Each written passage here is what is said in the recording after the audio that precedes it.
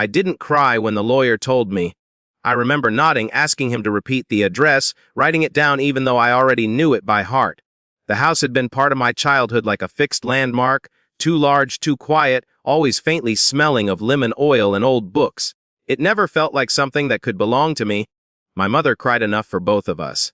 Or maybe, creed isn't the right word, she shouted. She accused.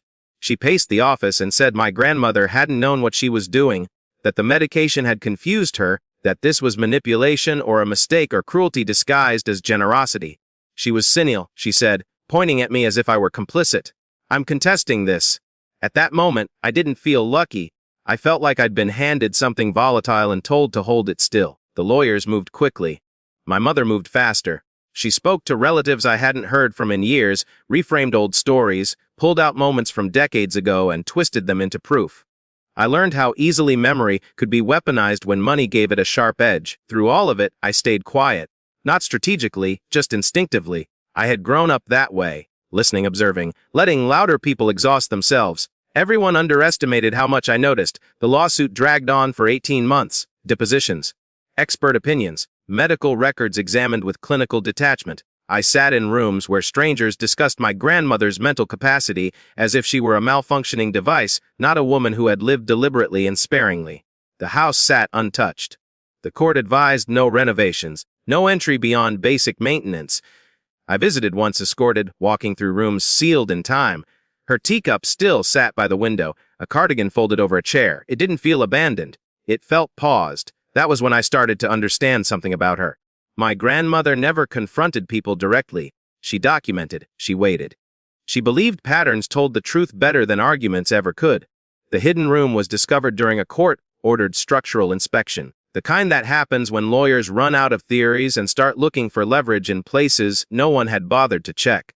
Behind a built-in bookcase, set into the wall so cleanly it looked intentional rather than secretive, was a narrow door.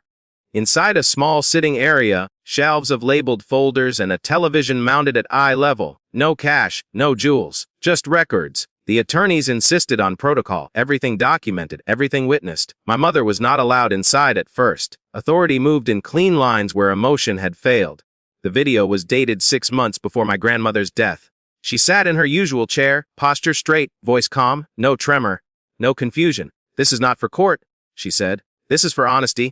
She spoke about my mother carefully, without insults. She described years of conditional presence, how visits increased when expenses did, how concern appeared alongside requests. She acknowledged her own mistakes too. Distance, silence, a preference for observation over confrontation. "I chose not to argue," she said. "I chose to decide." She explained why the house went to me. "Not out of favoritism, out of trust. I am not punishing my daughter," she said. "I am protecting my legacy from becoming a bargaining chip." When the video ended, no one spoke for a long time. By legal requirement, my mother was shown the recording privately before any further proceedings. I wasn't in the room. I didn't need to be. When she came out, her face looked older, not devastated, not angry, just exposed. The certainty she had carried like armor was gone. That afternoon, her attorneys notified the court. The lawsuit was withdrawn. No explanation given, no conditions attached. Authority finalized it swiftly, cleanly. We didn't talk about it afterward. Not really. She never apologized. I never asked her to. Some things don't improve when spoken aloud. Our relationship didn't heal, but it changed. The accusations stopped. The urgency faded. Power settled into a quiet, unmistakable shape neither of us named. I walk through the mansion differently now, not as an owner celebrating a win, but as someone holding something deliberately given. The house isn't a reward, it's a responsibility, a record, a boundary drawn without cruelty. Sometimes I sit in the hidden room and think about how restraint can be louder than confrontation.